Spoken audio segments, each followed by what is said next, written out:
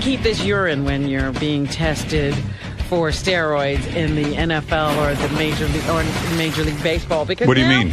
They have retested a sample of Barry Bonds' urine. Right.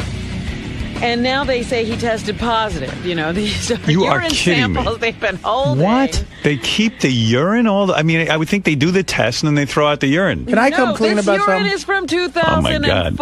Wow. I have a great revelation, and this is going to be one of those things where I shouldn't say this out loud, but I'm going to. I purchased urine. You're kidding. When?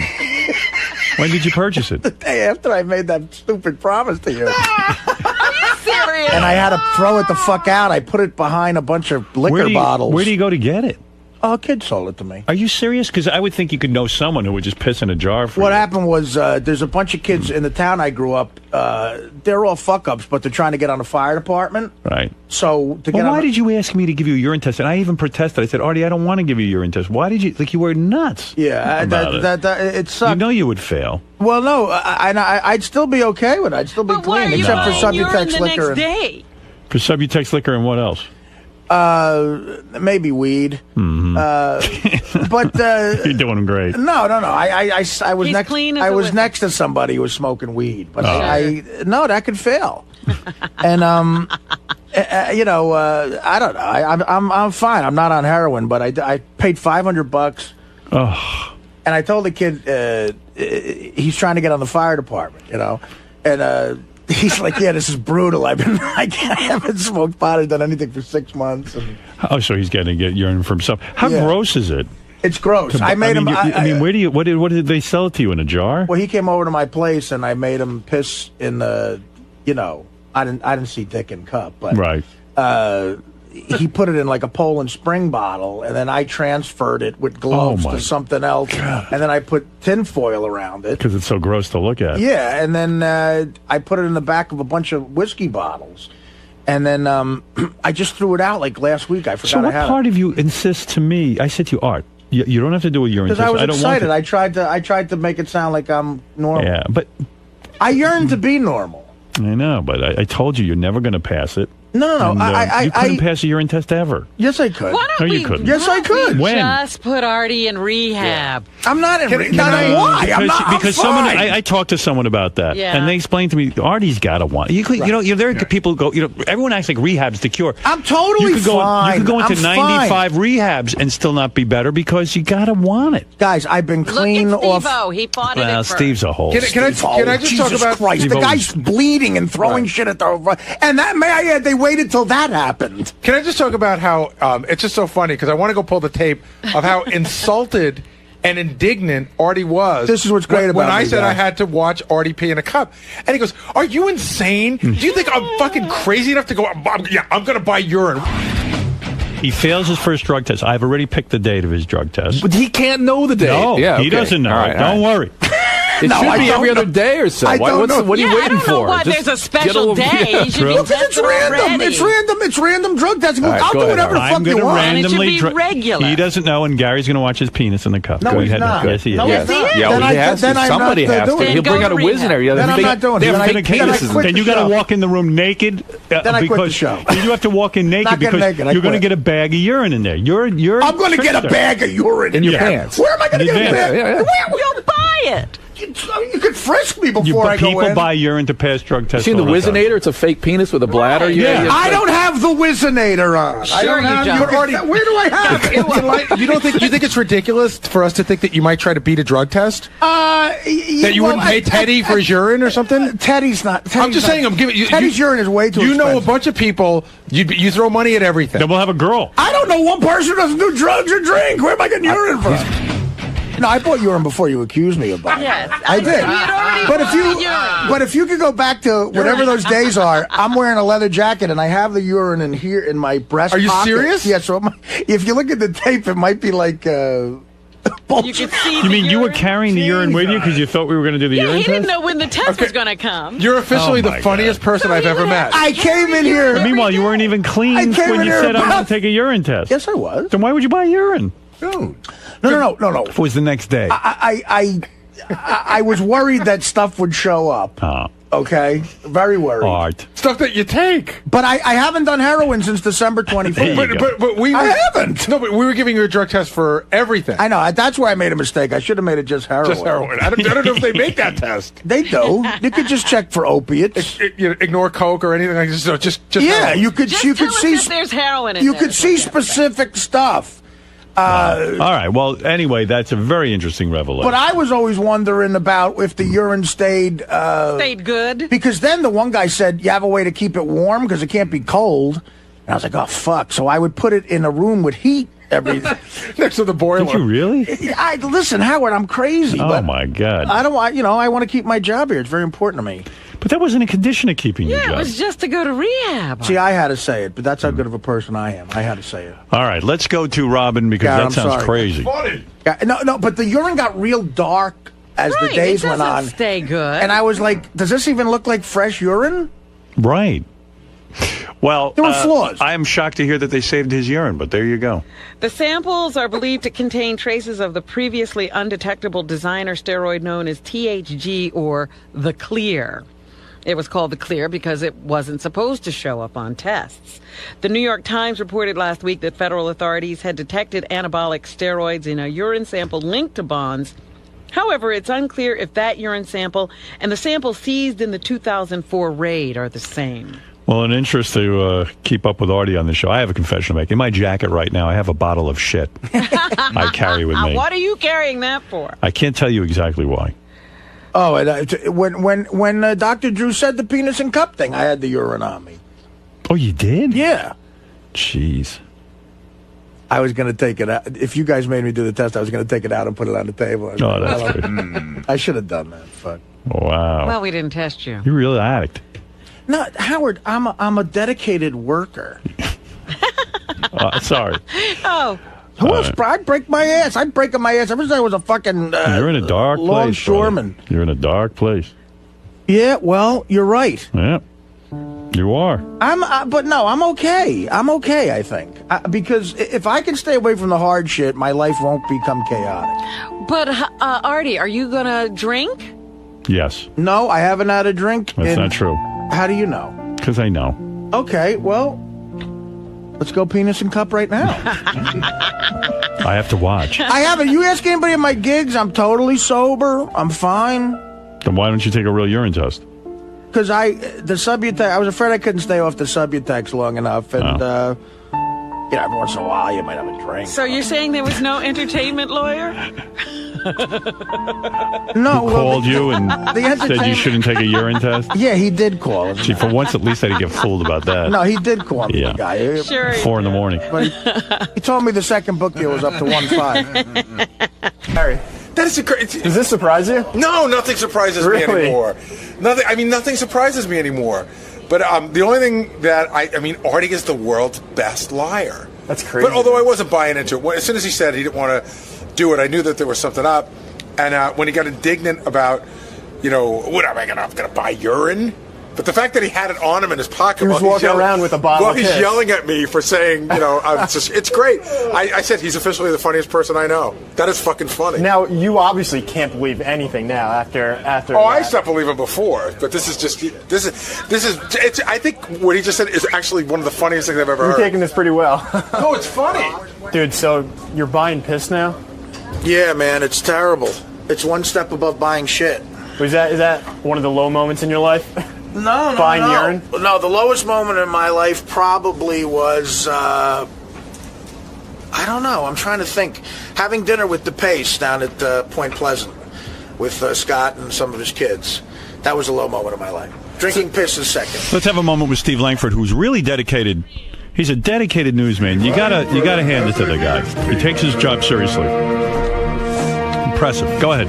Let's hear what you got. Is Eric the Midget's next public appearance soon to be a victim of this devastating economic crisis, or just a complete and total lack of interest in meeting the angry little guy? Eric's set to meet and greet his fans at a Sacramento Kings game February 27, but so far only 2 tickets for Eric's appearance have been sold, and the guy who bought those 2 lonely tickets, we are told, now wants his money back. Is that true?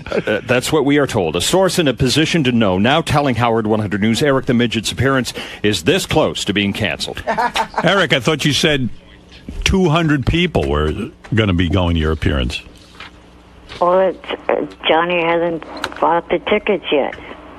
That's what the 200 to 400 tickets to be sold, they were going to be bought by Johnny. Yeah, but I mean, if Johnny buys them, what's he going to do with them? I mean, that's how you're going to... So 200 people aren't buying tickets. It's just going to be Johnny Fratto bailing you out. You know, what do you have to say, Steve? Well, Johnny told us yesterday there is 0.0 chance of him buying any tickets to this. Really? Yes. Eric, Johnny's telling the news he's not buying any tickets. How do you get that so wrong? The shithead. I don't have it wrong. Steve said... He said to me that he would consider it. Eric, the boozer. And if the team was better than they are, then maybe people would come see this meet and greet. Eric, the asshole. Maybe if I was doing it for the Lakers, which I've asked Johnny to set that up. Yes, Gary. Hey, if you go to Gary page 1, so there's a funny piece of tape. So this whole thing starts out where Eric calls Johnny Fratto at like 2:30 in the morning to say, "Hey, you got to buy up all these tickets." It's in the left hand. It's in the left hand corner. Don't play the first one. That's just Eric going on and on. Yeah. But Johnny calls back. It's the funniest thing because you can hear the baby screaming and wailing. Johnny's like, "Don't ever fucking call here at 2:30 in the morning." The second one? Yeah. Okay. Eric, how in the world do you wake me up at 2:30 in the morning? You want me to buy 200 tickets? What are you, nuts? If you call late like this again, I swear to God, I'm going to get a fucking screwdriver, and I'm going to come up there and I'm going to take you apart.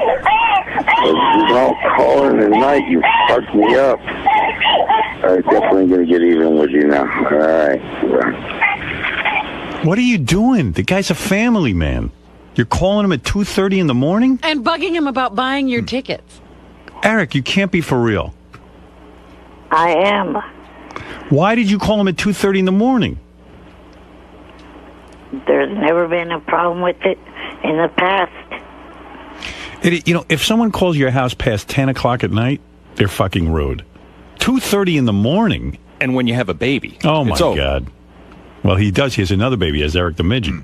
Eric, shut up, Midget. You're a baby. Well, you don't make any sense. Jackass. You don't call someone's house with your needs at 2:30 in the morning. It's a babyish thing. It's like behaving like a baby. I mean, you're not even. It's not urgent to buy these tickets. You don't need to call him at 2:30 in the morning.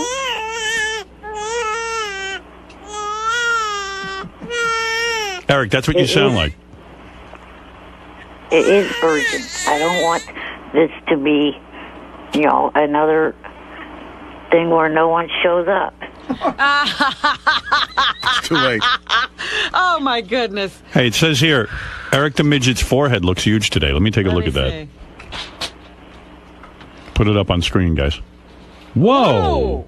What happened? Eric, what's going on? I think combing your hair back that severe is a bad idea. Yeah, that's a lot of forehead.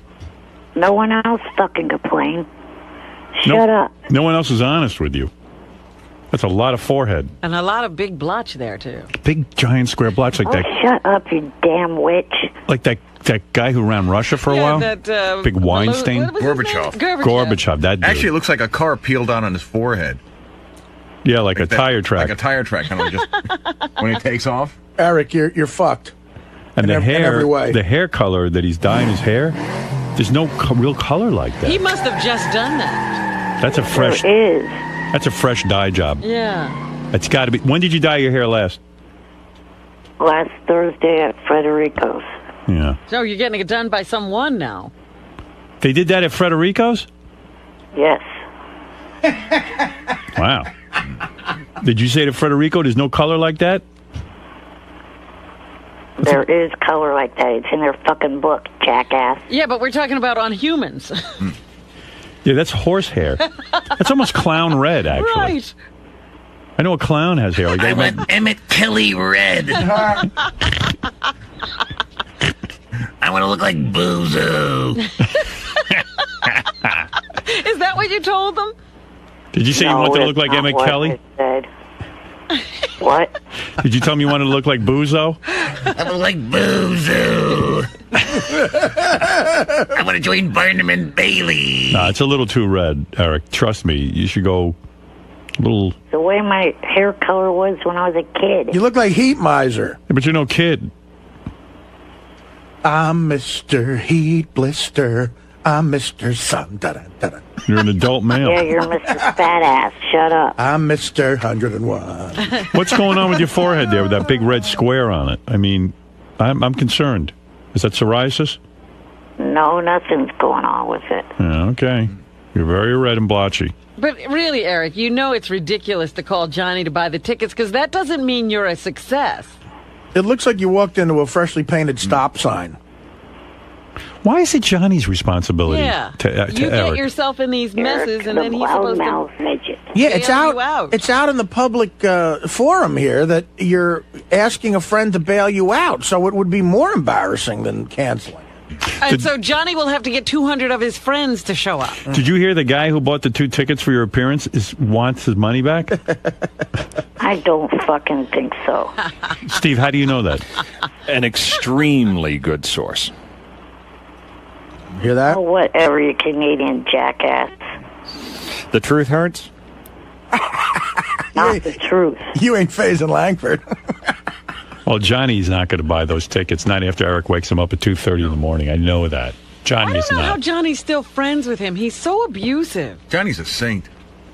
Johnny's a wonderful man, but I think he's at his wit's end. I don't know. It sounds like he's done that with a screwdriver before to other people. Hey, why does the guy who bought the 2 tickets want his money back? Maybe we could get to the bottom of the problem that way. Do you have any ideas, Steve? I don't have the answer on that. You didn't say to him, why do you want the money back? We'll have to look into that. All right, thank you. He came to his senses? Wouldn't he have a lot of time with Eric? I mean, if he's the only guy who shows up. It'll be a night with Eric. Yeah, I mean, he could have exclusive time with Eric, you know. And this is a guy who gets $40 for just a phone message, so it seems like it would be a good deal. And Eric, there's nothing worse than doing an appearance where it's 1 or 2 like really obsessed lunatics who show up. Which, by the way, visit my store at jfsc.tv/ETA. By the way, you should know this. At my book signing over the weekend, someone asked me to sign a picture they bought off your website, Eric, and he like drew a bunch of cocks on your face and really the cocks that Eric's sucking and oh my god, yeah, it was really defaming it. I don't think you're allowed to do that legally. I think for another throw a 5 cock onto Eric's mouth. Yeah, like big. It wasn't good art, but it was a cock clearly. That doesn't sound very nice. Yeah, and it has the cock. Eric, how do coming you on feel? People are buying your picture and drawing cocks on your face. That's not cool. Right. It looks better than the enormous red blotch on your face. Actually, Yeah, you're just absolutely enormous. Period. Actually, you should sell it like that. I'd buy a picture of Eric with a big cock in his mouth. Oh, I'd pay an extra 20. Yeah, Eric, maybe you ought to start drawing the cocks. Thank you, Eric, and appreciate the phone call. Bye-bye. Bye. Good luck getting some midget pussy this weekend.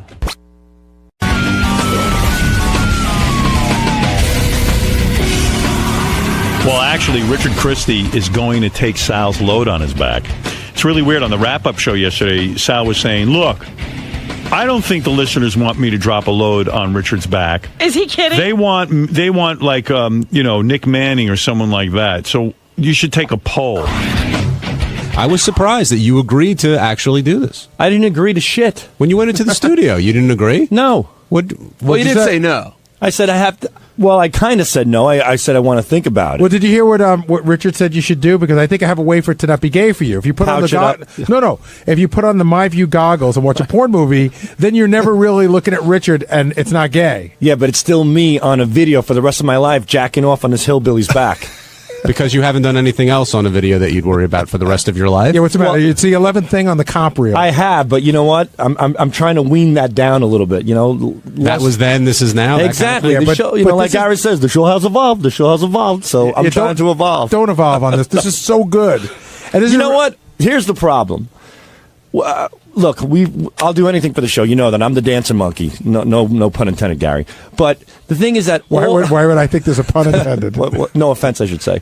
But the thing is that we do these things. We get a little crazy. You know, the Captain Sack and the ball lick and the taint and all that shit. And then people call in and go, "It's too gay, too gay, too gay." And I listen to the fans. I listen to the people out there.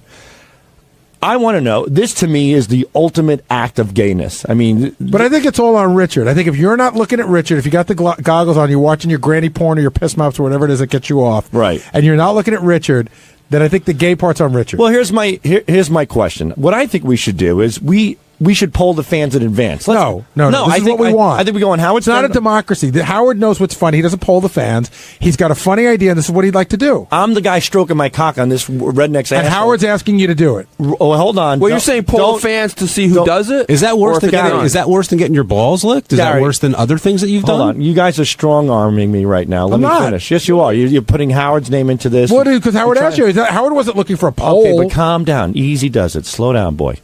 What I'm trying to say is that let's put a poll up this time and see if people really want to see this. And if they do, you know what? I'd be happy to, come closer to my decision. Can I be you for a minute? Howard is an entity. He's never asked anybody's opinion. He's always thought about, he knows what's good for the audience. He has these great ideas. Howard never polls the audience to see if they want something. He just does it because he's got an instinct. And his instinct on this is, it's funny. And he wants to see it. He said that. So Gary goes, we're not going to take any polls, Sal. Howard decided it's better if you drop the load, and that's the way it is. So meanwhile, they put up a poll anyway, and of course... They want Sal. 48% of the people want Sal. 25% of the people say a porn star should do it, and 27% people say no one should do it. So overwhelmingly, the audience wants Sal to go to a hotel. Well, yeah, why would they want a porn star who they don't know? Right, and then drop a load on Richard's back. Right. And so Richard really wants the guy from Family Guy. What's the guy's name? Seth MacFarlane. Seth MacFarlane. On the show. Yeah. And so I booked Seth MacFarlane. And now? He's coming on the show. Is Sal going to do it? Yeah. Sal's going to drop a load on Richard's back. And they're going to be in a hotel room. That's going to be the funniest thing. What's up? Richard's trying to back out. Can't back out. I just booked Seth MacFarlane. Right. He told me the deal was on. He says he heard that Seth MacFarlane was already booked, but that's not the case. No, that is not the case. What is wrong with him? That is not the case. Oh, yeah, dropping loads. I'm not trying to back out. Sal's the one that went in and told Gary that. But that's what true. I heard, that he was booked before we even did this thing. Absolutely not. Huh. We were thinking about it, but I said, hey, let's make it up to Richard. He says he wants Seth MacFarlane. I'll interview Seth MacFarlane if he takes a load. Because otherwise it's no fun. It's no fun if I don't take a load. Do you think they're just doing this to get you to have a load on your back? Well, I'm very gullible, so... So when are you guys going to go to the hotel and get the load on your back so we can listen in? That's up to you, I guess. He's not going to do it that day. He's going to do it before. Well, I think it should happen that morning, Howard. Okay, that morning. Yeah, I want to make sure Seth MacFarlane is sitting in the green room. All right, that's fair. I don't want to get a load on my back and then he's late up for the show. That'd be good. Seth MacFarlane calls in and cancels. Yeah, well, that's the irony. This is what's going to get Seth MacFarlane not to do the show. No, he's got a good sense of humor. So, Sal, are you going to hold up for a lot of... What's funny about this? Sal, yeah, exactly. Are you going to wait like 5 days and be all backed up so you drop a rope on him? Howard, he's yelling in the hallway now. Get in there, Sal. I never agreed to do this. Now he's back. We did the poll, like you said. The listeners want it. 48% voted. I'm going to give Sal some great granny porn that morning so he'll jerk off before he jerks off. So it sounds like Richard wants to... Oh, wait. Do you want this to happen now, Richard? It sounds like subconsciously you do. No, I do not want this to happen, but I'm not going to back out. Howard's, saying that I'm backing out. I'm not going to. All right, but Sal, I want to do it with Sal. Sal. To deliver this tremendous bit? Well, the thing is, technically, I lost the poll. 25% and 27% ends up to 52%. Don't be ridiculous. You got the majority. Yeah, I said put up a poll, but I didn't say I was going to do it. They want to see you. Here's the problem. I would do it. Good. But I would take it. Calm down. But I don't have the ability physically to whack my cock off with a man bent over. Here's what's going to happen. You do have the ability. I don't. I'm telling you go physically. to the hotel. Cock and balls. We're going to put some porn on for you that you'll look at. Well, I suggested on the wrap-up show we have that sponsor, My View. They're glasses that you wear, He'll wear the where glasses. you can watch a video That's right. and you can't even see Sal, outside. You gonna move up your cock and balls and whack it for a little bit? I have faith in you. No, don't Are have. you telling us you can't perform? There's no way with Asshole. This is the biggest bit ever. It's not you being feminine. It's him. He's taking the load. Is this bigger than interviewing Paul McCartney? Yes. This is big. Let me ask you And I something. need you to perform. Why do I didn't. You This have to go asshole out asked there. for semen on his back. Why do I have to be the jerk off that does Because it? he trusts you. He's You're your his friend. partner. Trust. I got 3 kids. I got to jack off on a hillbilly's back. Do you do a comedy routine with this guy? You're out every weekend That's with him. different. I'm not You guys jerking off on You don't want to be stage. part of this? Jeez. You're going to feel like shit that morning when the comedy history is made and it's you're not not jerking you. off on him. I'm not saying that, Howard. I've done so much. I've done everything. You know you you've- want to be the guy. You know what? Okay, fine. I'll get a different guy to No, come on no, his no, back. no, You know no. what? I You want won't even Sal. step. You know what? No Seth MacFarlane. Let's forget Seth MacFarlane. Let's forget this whole thing. Come on, Sal. We do I'm everything not saying together. no. I'm saying that, Howard. My problem is I'm Here's not. what's going to happen. I hear your problem, but I'm going to tell you what's going to happen. You're going to put on those My View glasses. You're going to have a big screen Oh, can you experience right in front of you, a porn. That's going to look like What's your favorite porn? Tom Cruise. Dr. Risky Business. Dr. Piss. All right, Dr. Piss. Piss. Describe your favorite scene in Dr. Piss. There's a lot of them. I think Fred has a clip maybe in the Do you? Prophet. Yeah. What? Take a look. Is it under Fred. Dr. Piss? Yeah, it should be Dr. Piss. Okay, I can find it. This is your absolute And he all-time thinks favorite. It's one of my can't favorites. perform. What does Dr. Piss do in his video? Well, he pretends he's a doctor, and a lady comes in, and as he examines her vagina, she starts peeing in his face, and then Right.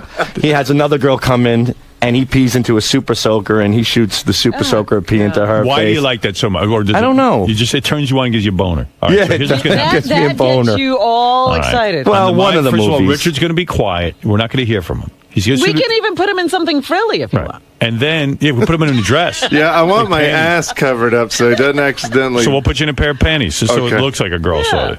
But Howard, It's just his back. like Richard wants to meet Seth We can MacFarlane. even spray urine on you during it. Nah, you don't have to do that. I'm not a deer. But So then you'll put the My View glasses on. You'll have your experience. and you'll be in your tighty whities. Yeah, you won't even know. And then you'll blow your load right on his back when it's getting close to time. Whip off the glasses and do it. Spray him down. Not anything, Yeah. dude. Howard, Spray him down. I want to. what an ass! Why am I involved in this asshole's life? I mean, he know. wants. That's up to you. But this is I don't him. know what- All right, He so wants you. I want Sal to leave the glasses on when he comes, so maybe he'll miss. No. He's got to hit your back, or you're not You know, this is getting what. your wish. Artie, help me.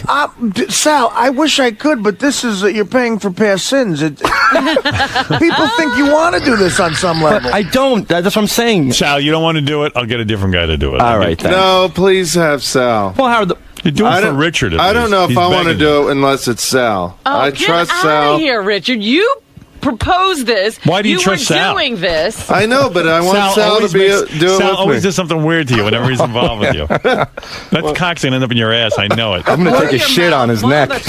What about that I think guy? I'd prefer a shit on my neck. What about that guy who came in, who went into business for gay porn, but he's not a gay guy? But see, That's the I don't guy know what? I don't know what that guy's up to. There could be a health It's thing. on your back. Right. See, I got a big issue with Sal. I'm going to tell you right now.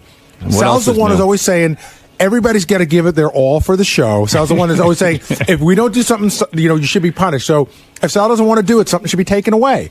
That's how Sal You, reacts as to a everything. producer. How about your plugs for your You're allowed. your shitty If I don't comedy do shows? it, if I don't do it, you're a lousy producer. You should how be about, taken how about away. if you don't do it, I cut your plugs off. Sal. Go ahead, Gary. That's not nice. But that you know what? hurts. You got to perform. You're here. You I got a don't job. want him to be coerced like that. I'm not. Not coerced. I mean, he's always saying, "Hey, first of all, Howard's asking you to do it." You're saying no right to his face. He is asking you to do it, and you're the one that says we all got to do what Sal, Howard says. Sal, let me remind You're you. strong arming me, Gary. I'm talking to Howard about I'm it. using your own words against you. How about if Sal does this, you'll interview Dr. Piss along with Seth MacFarlane. Well, the point is, look, Richard wants to meet Seth, and I'm willing to contribute. Don't get me wrong, You're Gary. not a team player. All right, go back and think about it. Go back Sal's and not a think team about it. player. That's not You're true, not. Gary. We have to know if this is being done. I think he'll do it.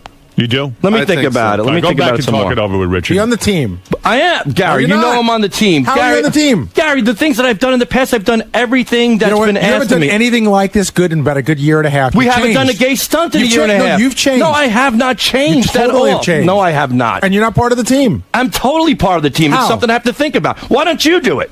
Because nobody asked me to. All right, I'm asking you. You know what? You doing it is funnier, and Howard wants you to do it. Not me. And I know funny if you did it, Gary. It'd be funny if funny. Gary did I'm it. putting on It'd be bestiality, but it'd be I'm funny. putting on the Techno Beaver outfit. That's okay? pretty good. Well, you already look like a beaver. That's it's not as far stretch. Sal is not a team player. Dude, you know. All right, thank you guys. It would be funny for any guy to do this, let's face it, but no one's going to do it. I mean, you know. Well, I'm not saying I'm not going to, but I'm definitely going to think about it. He's not a team player. All right, go think about it. Whenever we do stunts, it's a Sal and Richard stunt. And I want this to be a Sal and Richard stunt. We're like the gay Laurel and Hardy. Well, yeah. All right, boys, go back and discuss it in your comedy room. And just remember, Seth MacFarlane is like on the list, off the list, on the list, off the list while you guys do this. Seth MacFarlane's fate rests in your hands. I don't give a fuck about Seth MacFarlane. He does. I'm the idiot. I'm the gay dancing bear that has to come in and close the deal so Shitbag can meet Seth MacFarlane. Right. I get nothing out of this All right, except go to back please and- you go back and and the talk show. about it. All Go right, back and goodbye. You get to jerk off. That's true. All right, goodbye, boys. All right. I remember when pleasing Howard on the show was enough, so. Right. Yep. Seth doesn't know if he should get on that plane. Seth MacFarlane's very hurt. Yes, Dan, go ahead. You're on the air. Yeah, I want to be the voice of reason. I am your major demographic. I'm a young male, Long Island boy, part Italian, pleading with Sal not to do this. You don't want him to do it. He cannot do this. Dude, he's on the borderline of getting kicked out of the club anyway. Right. He does this, he's out. He can't come home anymore. Let's go to Matt. I have Matt, to say, I agree with the kid. Cross the border. Matt, you're on the air. But I'm in Jersey. Yes, Matt. Morning, Howard. Morning. Yeah, I agree with the last call. I don't think Sal should go through with this. I don't know. It sounds kind of intriguing to me. I think Gary would be much more interesting. You want to see Techno Beaver? See, this is probably Sal's friends calling. You in want to get Gary off in the a hook. No, I'm not. Techno Beaver costume. All right, J-Man, you're on the air. Go ahead. Hey now. Hey now. So, I don't know. I just don't think you're listening to the listeners, because if only 46% want him to do it, then that means the majority of your listeners do not want Sal to do it. No, you didn't hear the poll. On the air. No, 25% want a porn star to do it. Right, that means not Sal, and then the other 20-something. Only 27% of the people think it shouldn't be done, so 48 and 25 is how much, Robin? Oh, God. That's 13 like, carried the 1.5, 73%. Want it done. Clear majority. No, that meant the majority want Richard to take a load on his back, but they don't want Sal to do it. Yeah, but we're saying they want the load on the back. The load on the back isn't the question. Yeah. I don't know. I just think Sal can't do it, man. I don't know. All of a sudden, everybody's backing out. Now, everyone said it was funny for Richard to take a load on Well, the back. they're talking more about Sally's people. Richard, I think, is still But it's get Sal, the load. Sal objecting and saying maybe he shouldn't do it. That's calling this into question. It would just be getting done if he would just go along. Well, anyway, maybe we should get off this topic.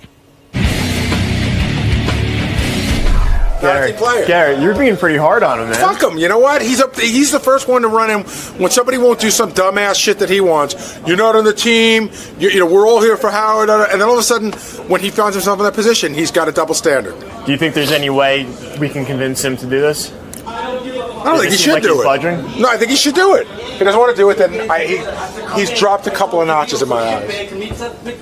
Guys, what's going on? He's gonna do it, right, buddy? Come on. You'll be looking at Dr. Piss. All you gotta do is lay on the ground. Just jerk off that morning so you don't have much load.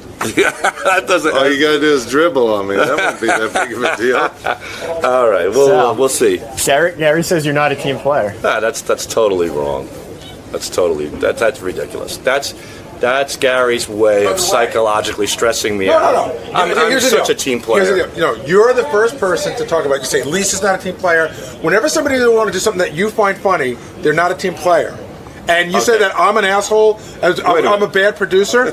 Here you go. If you don't do it, you're fired. Now I'm a great producer. All right, there you go. But how about this? What other office in the world has their boss convincing one of the workers to jerk off on another guy. Right. In the grand scheme, we're just trying to do what's best for the show. Right. But you're trying to get Sal to jerk off on a guy, and that's you're trying to get me to jerk off. He's following You're his through. boss, and you're trying to tell him to jerk off on a guy. I just think it's funny that Sal's got this big double standard. That I don't have a double standard. You do because when it's something that I don't want to do. Right, and when we all have the right not to do something now. But when somebody, I've done everything. Hold on. When somebody else doesn't want to do something, that's when you tell them they're not a team player. Lisa didn't want. Okay. Not that they're the same thing, but Lisa didn't want to be in your talent show, your newsroom talent show. Right. She didn't want to play the cello. For whatever reason, it's not up for you to decide. Right. She's not a team player. Lisa never does anything I want. This is bullshit. You should get rid of her. You said, no, you said a bunch of, all right, she should be fired. I didn't say she should be fired. You should say, we shouldn't let Lisa be on the air anymore and reap the good benefits. No, but there are things that we all don't want to do. Okay, you know, Gary, and she didn't want to do that. You made me see the light. From now on, I'll never say that nobody's not a team player. That's what else can I tell you? That's another lie. Okay. No, it isn't. It is. You'll say it before Christmas. You'll say it. Okay. So because I call somebody else not a team player doesn't mean I'm a hypocrite now all of a sudden? Yeah. Because I don't want to take my cock out and jerk off on a man's back? You're being a hypocrite. No. There are standards that people have, and that's where I draw the line there. So then why don't you? Why don't you respect someone else's standard? I do. No, you drew the line. Well, you drew the line and you trashed the shit out of her my opinion. for a month. I expressed my opinion on that. No, you didn't. Yes, I did. I said she's not a team player for playing the violin. It's a big difference. I expressed my opinion. You're not a team player. Okay, and you're not. You clearly don't care about the show or Howard anymore. You've gotten big. Oh yeah, really? Now that you're a big shot with your fucking Richard and Sal show, you don't need Howard. Oh my God, that's funny. That's the funniest. Let's see if Sal can fit his head through the door. Rich, are you a little bummed out that this might not happen? I would be ecstatic if this didn't happen, but I don't want to let Howard down. I want it to happen with Sal. And everybody thinks he's going to back out. I know Sal, he won't back out. I have full confidence in my buddy. And if it's not Sal, you're not going to do it? I don't know. I got to, you know what? I would say I have to check with my doctor, but how do I ask my doctor if it's safe for me to get a load on my back?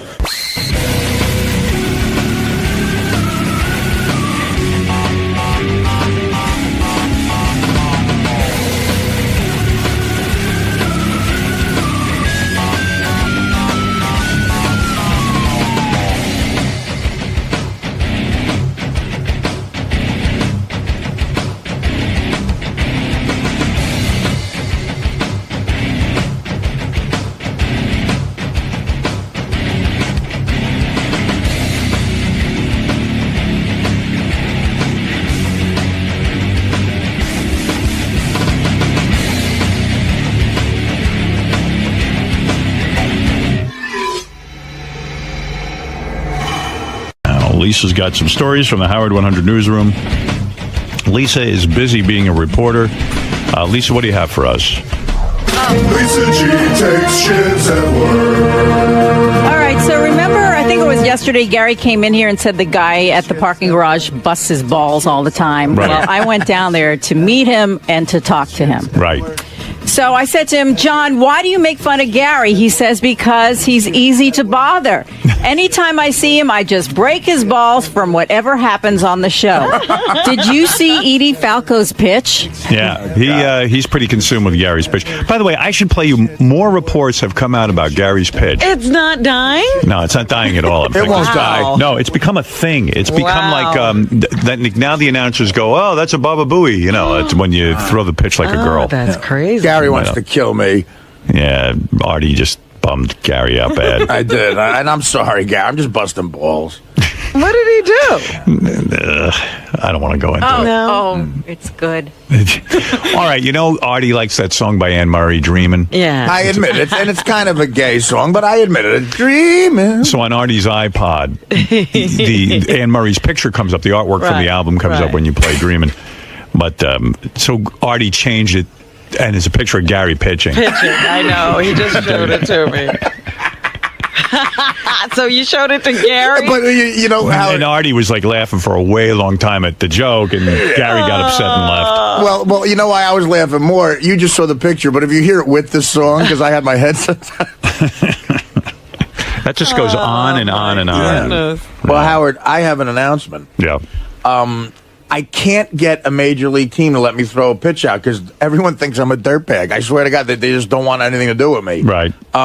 But the Trenton Thunder, who are a minor league team in Trenton, New Jersey, the guy said you can throw the first pitch out. So, it's not as much pressure as Gary, and I admit that. But if you want to film it, I'll throw the first pitch Absolutely. out. I'll put my money where my mouth is. Is it the same distance from the mound? It's regulation. Yeah, it's 60 feet 6 inches. All right. Well, maybe you'll crack under the pressure. I might. I'm going to put my money where my mouth is. All right, here we go. All I can guarantee. What is that?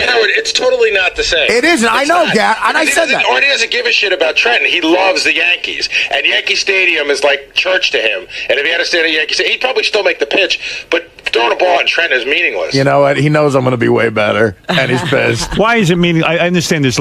Artie admits it's less pressure for him, but this is the closest he can come. It's about where it takes place and what it means to you. I see. No. There's pressure on me now, Gary. Listen. You fucked up, and look what I did. I acted like the biggest asshole on the planet. There's pressure on me, man. I mean, It really isn't. It's not Yankee Stadium. Yeah, but Yankee Stadium doesn't exist I got a way to solve this. A pitch-off between Artie and Gary at this game. Okay. You each throw a strike. I'm glad to do it. Oh, now that's a good idea. There you go. Now it's an even playing field. It's on. Gary, there's no pressure. Even playing field. Now it's an even playing field. You should be able to throw the strike if there's no pressure. Gary, if there's no pressure... Yeah. You should do fine. Right. Should be a slam dunk. What are you, a big Thunder fan? It's not the same pressure for Artie that it was for me.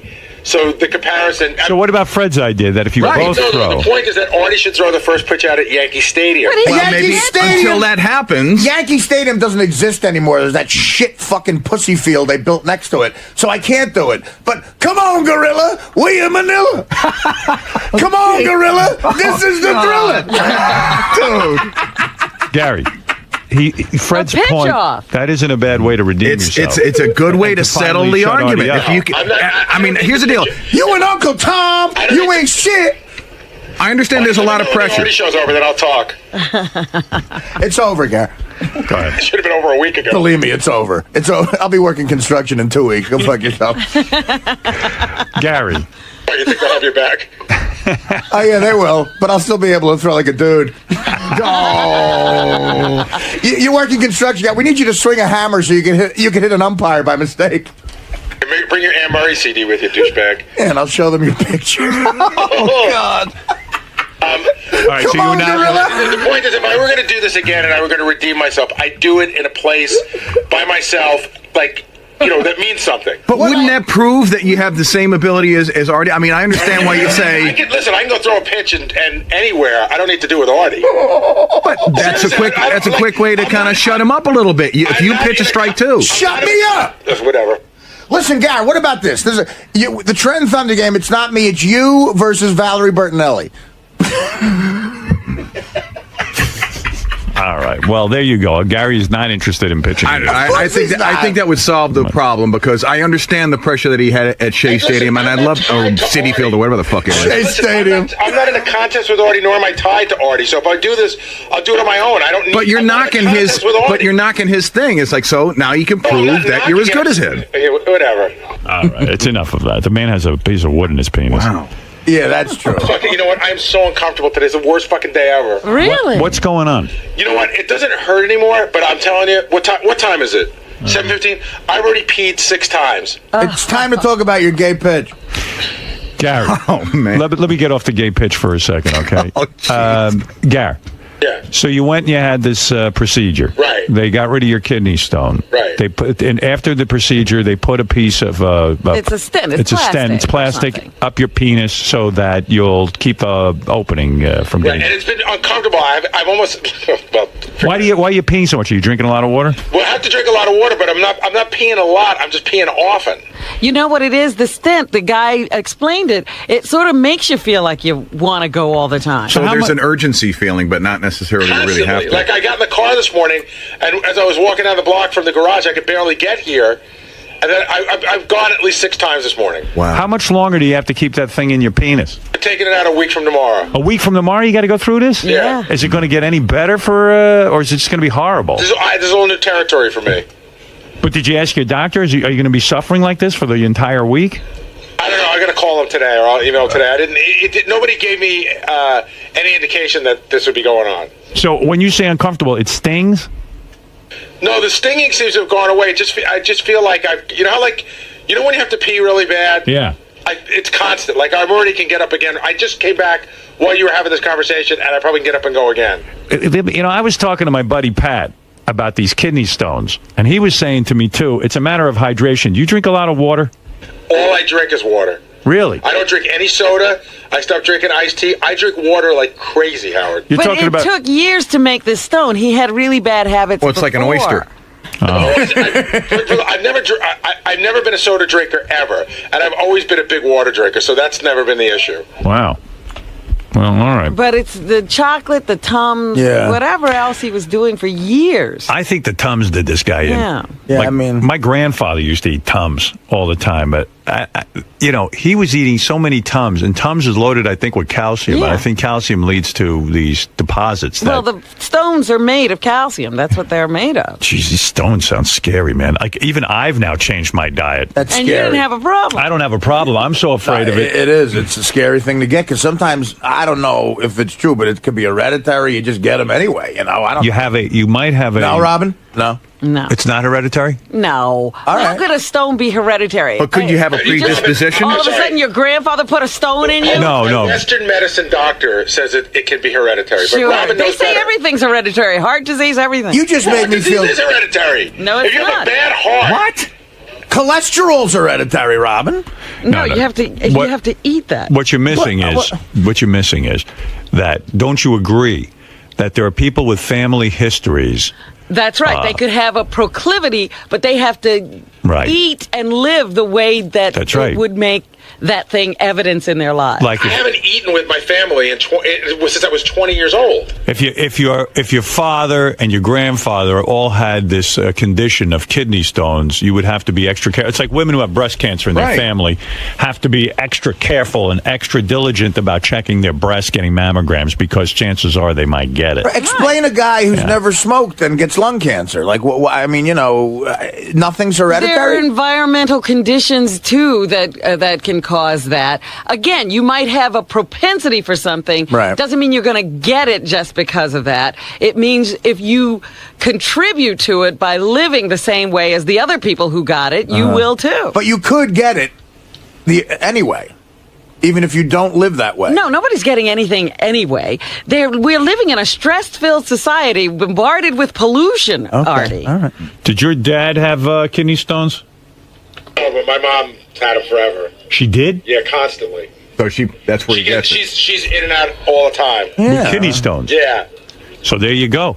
He's got it in his family history, and then on top of that, he's eating crappy. He has a very bad diet. Does your mom have a bad diet? I don't know. I mean, now she does. You don't know. Now she does. Now you don't know what she eats. And I want to say to everyone who called the wrap-up show yesterday, too, I have something that's hereditary in my family. Being really loud and interrupting great... Is the talk of the town. He is the toast of the town. The toast. They're toasting him already. The burnt toast. He was on the Joe Buck HBO premiere talk show, the first talk show in Joe Buck's... Joe Buck's 2 Live. Joe Buck Live. Right. They're making a big deal about Artie's language on the show, and it's weird to me because, they have the cat house. They have, like, prostitutes fucking but guys. HBO's schizophrenic like that. Yeah. Like on certain shows, you're not supposed to do it, and somehow you're supposed to know which shows are for cursing and which shows aren't. What about Sex in the City? Right. They used to, the stuff on that show offended me. But then they'll have No, it something didn't. like the Bob Costa show, which never had any cursing in it. I know, but they said, they said do anything you want. Well, I think they're schizophrenic in the sense that I think Joe Buck was going for more of a Letterman-esque kind of talk show where they talk sports and hang out. And Right, because if you watched it, it was the Costa show. There was never any cursing. I do believe, though, that these guys, when they booked you on the show, sort of thought that you would be a talk show guest in keeping with your Letterman appearances and your Conan appearances and stuff like that. I think they probably were really blown out by the language, but nevertheless. They should have said something. They shouldn't have said "go to town." They gave me no guidelines. Listen, I mean, this is crazy. I did an interview with the New York Times yesterday. Like, about this? Yeah. Well, it's a big story in the sense that you went on, and HBO is now upset with you. Right. Oh dear. And they've, in fact, I was reading the paper today. They've blacklisted Artie from HBO Sports, which Wow. I don't think. Well, geez, Artie, I'm sorry for you. I don't know how that would affect your career, but maybe it would. I don't know. Me blacklisted from anything could affect my career, sure. Oh no, the HBO Sports Department's a major plank. Here's the article. HBO wipes hands of Artie. Artie Lang meet the HBO blacklist. Lang, Howard Stern's radio sidekick, is persona non grata at HBO Sports after his profanity-laced segment on Monday's premiere of Joe Buck Live. I tell you what, I never knew who Joe Buck was. Now I do. Yeah, I mean, helped him out that way. There's something good that came out of this. Sure. He can do, he can go do as many Howard Stern shows as he likes, but he will no longer appear on HBO Sports or Joe Buck Live, HBO Sports President Ross Greenberg told the Post yesterday. Wow. Well, that's the greatest news ever. I can do as many Howard Stern shows as I want. How does Ross know that you can do as many shows When as did you he want? get to get permission to do this show? He's executive producing this show. He's the president of Hollywood. Howard, if that's true, and you make that decision, I couldn't be happier about it. We don't have any interest in his world. That's a quote from Mr. Greenberg. You have your own world. Lang appeared with actor Paul Rudd, barely. Paul Rudd didn't get a word in. But they weren't trying. Did you see them struggling for words? No, Howard, I think they had a good time. They went, they both loved it. If you watch it, I don't doubt you watch it, the crowd is guffawing. Like Michael Irvin is laughing. Like, look, I'm not going to say this about a normal appearance, but I have to defend myself. Like Jimmy Kimmel texted me yesterday. He said, "Dude, that appearance was epic. They should have you back on every night." And Like, you should be his sidekick. Somebody said to me there should be the Artie and Joe Buck show. Yeah, I mean, so Ross Greenberg has, I mention him a lot in this New York Times. I don't know if the New York Times thing ran at all, but he sounds like a moron. He gave me no guidelines, and he knows what I do. He read my book. He saw my stand-up. Can someone explain to him why I wouldn't do what I did on Letterman? It's CBS, it's Letterman, and quite frankly, I have a lot more respect comedically for David Letterman than I do Joe Buck. Lang, discussing his appearance on yesterday's Howard Stern show, said Greenberg told him to go nuts if the discussion flagged. So go fuck yourself. I don't care how important you are in the business, Lang said to Greenberg. That's regrettable, Greenberg fired back. I said to him prior to the show that we need your energy if things get boring. He misconstrued that. I didn't mean that we needed this, which was a far cry from energetic. It was a mean-spirited, vitriolic diatribe with guttural language. Howard, take away the first thing I said, okay? Right. And which was just a crazy joke that is the first time the audience reacted to anything, okay? Right. And the kid Jason next to me started whooping it up afterwards. Whoa, and the place went nuts. Then after that, it really was just me and Joe ribbing each other. And I told a story about his father, and I mean that was really that's what I did, and everything killed. I mean, But look, I don't care if I'm ever on HBO ever again. Right. This is the show that sells tickets to there's guys who have HBO stand-up specials that open for me on the road. I mean, that's the truth because I'm on the Stern show. I mean, I don't care, Ross. I really just don't care. All right. Let's see. So Artie, who ever since he got off heroin is very energetic, appeared on a bunch of shows. He is Mr. Energy. Tim Sabian called me and asked me to call into Chris Russo. I wouldn't have done that. Well, you can do sports with Chris. Yeah, right. and I heard that, by the way. You heard it, Fred? Oh, yeah, I heard that, by the way. He's not your friend. Yeah, I know. I mean, Russo was, he was doing... I didn't think Russo was... I thought you might have overreacted to Russo, and I'll tell you why. I definitely think so, too. I haven't heard the whole thing. We'll play it now. He thought you weren't funny.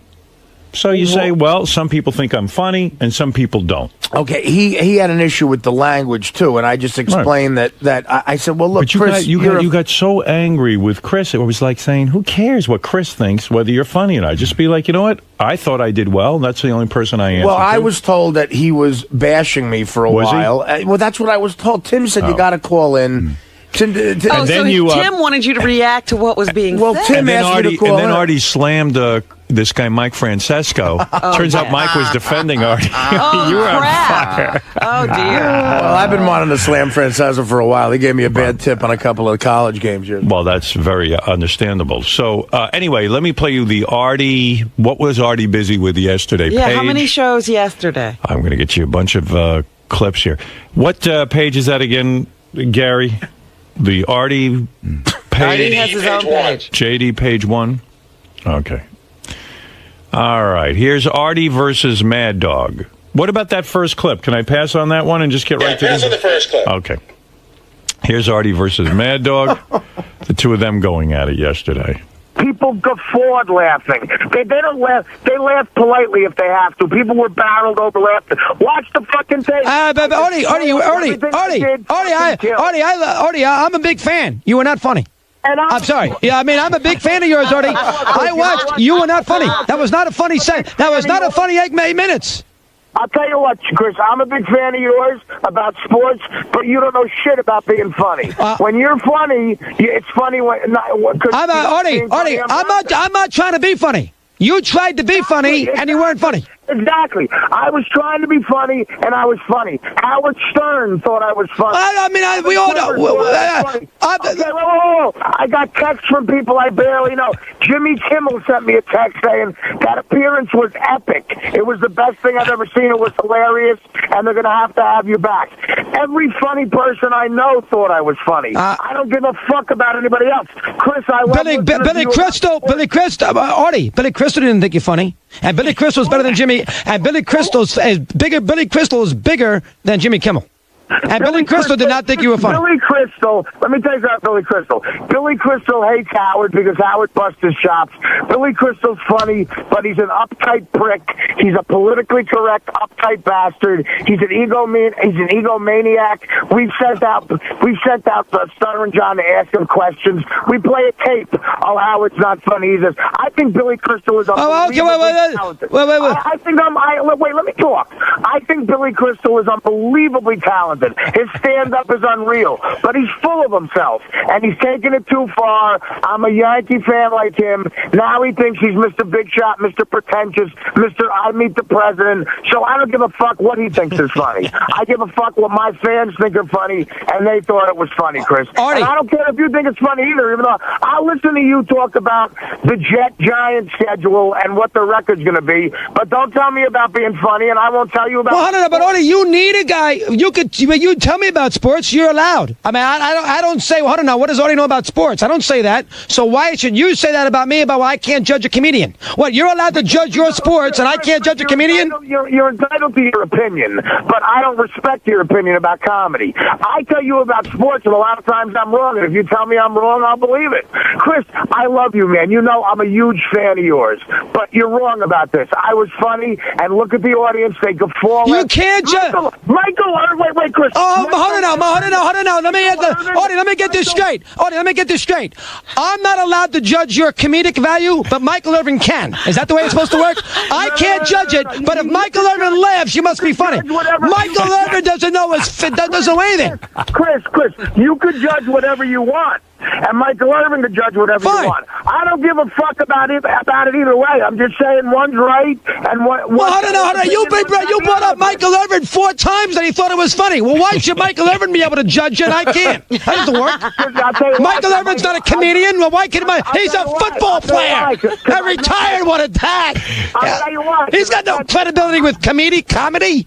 Chris, you're gonna let me talk? Or yes, go ahead.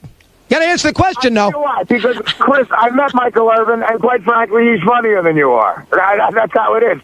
You're funny, and you don't... Michael Irvin can't get a job in the media business. ESPN fired Michael Irvin. Nobody wants Michael Irvin on. You're making Michael Irvin's a big talent in the broadcasting field? Why the fuck was he on? Because he's a Hall of Fame wide receiver, Artie. You think he's on because he's funny? And I'm on Joe Buck Live because I'm on a Hall of Fame radio show. How's that sound, motherfucker? Well, that's different, Artie. We're not talking about... Forget Stern. We're talking about your appearance as far as humor is concerned, and about language and about all those things. How about going on, Buck, last night and use better language and not make everybody cringe in America? And being boring and nobody cares. Would you be talking to me right now if I went on and talked like Carol Burnett for fucking an hour, or some other fucking jerk off you think is funny like Bob Hope? You're talking to me right now because of what I did. Is Bob Uecker funny? Is Bob Uecker funny? Yeah, Bob Uecker funny? I think Bob Uecker's hilarious. Okay, does Bob Uecker use bad language? Off the air. No, in his jokes, does he use bad language, Artie? The answer is no. What the hell is he talking about? Chris, you're caught up in the 1940s, brother. I'm a Richard Pryor fan. I'm a George Carlin fan. I love Sam Kinison. I love guys who were on the edge. You don't. It's a difference. Howard Stern. And don't bullshit me, man. I used to listen to you and Mike and Mad Dog, and you guys would always talk when you were kissing Imus's fucking old ass. You would go, oh, Howard works blue. I don't work blue. I grew up listening to Howard, man. I work blue. And Joe Buck knew that, and he got it, and the fans fucking loved it, and today people are talking about his show because of it. The one thing I don't understand, maybe you know this and clear it up, Artie. When did Billy Crystal comment on Artie's appearance? I don't know. Never. Russo seems to be aware of something no one else. Maybe they had a personal conversation. Are they close, Billy Crystal and Mad Dog? I have no idea. Howard, that is so funny. Howard, listen. I got more, by the way. I know, but listen, I am a fan of Russo because he's real. He's really a geek. Like, I mentioned Norm Macdonald to him, and he said, the guy on Cheers, Norm. No. You know what I mean? So he doesn't know anything about outside of sports or modern day stuff. It wasn't his cup of tea. Right, exactly. But he was yelling at me too, Howard. I mean, I was yelling back. Michael Irvin thought it was funny. He did. That was fun. Chris is a funny guy. He is funny. When he starts yelling, he's just funny. I love when two guys argue over whether they were funny or not. It's the best. I mean, I've gotten caught up in that crap. Was the best. He's a football player. Yeah. Well, listen, I mean, right, exactly. Well, whoever's in the audience, when you're a comic, you're just happy anyone's laughing, man, you know. It seems like you're getting caught up lately in a lot of fights with people, a lot of agitation. I'm worried about you, honestly. Honestly, Howard, I'm fine. I really am. But people are fucking with me. But I don't know. You think everyone's fucking with you? No, I'm fine, Howard. You are? And I'm in therapy, and it's starting to work. It's working? Did Howard, you talk to your therapist about this? I have a shrink session today. And, good. Oh, good. How long? I love the guy. He's finally back from his honeymoon. How many hours is the session today? It's going to be about an hour and a half because I have a book signing tonight, so I have to calm down. Right. But I have so much anger in me. I do. Boy, I have anger in me, really do. and I'm working on it. Okay. What is it, Fred? I have a couple of thoughts. Book a triple session, number one. You got it, Fred. And number two, I heard that exchange yesterday, and in my opinion, Russo has no credibility whatsoever to judge who's funny and who is not. No, you're missing the point. But it's his opinion on He's commenting on what he thought was funny. But the difference in the argument, too, is he's commenting directly on what Artie does for a living as opposed to what's funny, and Artie's not commenting on what he does. What if Artie would have come out? He does. Artie says I don't say he does a Artie bad says job. he's a fan. I don't say he does, but what if he called in and says, I don't think you're doing a particularly He says good show he today. likes Artie, he's a fan, but he didn't think this performance was his best. I think that's a nice little cop-out when people want to say something shitty about you. They preamble it with, I agree. You know, I'm a fan, but... He sounds like that guy, Mark Krisky. Look, Howard, I was gave his on... opinion. Right. Quite frankly, who cares what Mad Dog's opinion I agree with is? it. But Artie did his thing. I just want to say one thing. Also, his opinion is colored because his favorite comedian is Carol O'Connor. Yeah. And that's not even a joke. Well, I mean, you know, Carol O'Connor is a great actor, but exactly, he has to know what he's talking about. The second point, I listened long after Artie had his meltdown on the air, and he admitted, I believe he admitted he didn't even see it. Oh, so then how can he comment? You know what? That's the beauty of Chris. He did not see the show. Mad Dog didn't see the. He did not Did he watch see. the performance on YouTube or something? No, he either watched it on YouTube or he heard the tapes. Or Billy Crystal called He him. did not see the show. Billy Crystal called him from the movie set. Chris, I'll apologize ahead of time, but I believe it was about maybe a half hour, an hour afterwards you admitted you didn't see the show. I just like that Billy Crystal is discussing this with Mad Dog. It would have been nice if Billy Crystal could have said it in his own words. Hey, Howard. Yes. First of all, before a Springsteen concert, I went on Mad Dog's show a couple weeks ago. Right. And what I did on the Joe Buck show compared to what I did on Chris Russo's show looked like Romper Room. I mean, and he hugged me afterwards and said, that was great. I loved it. I mean, what you know, I mean, this is satellite radio.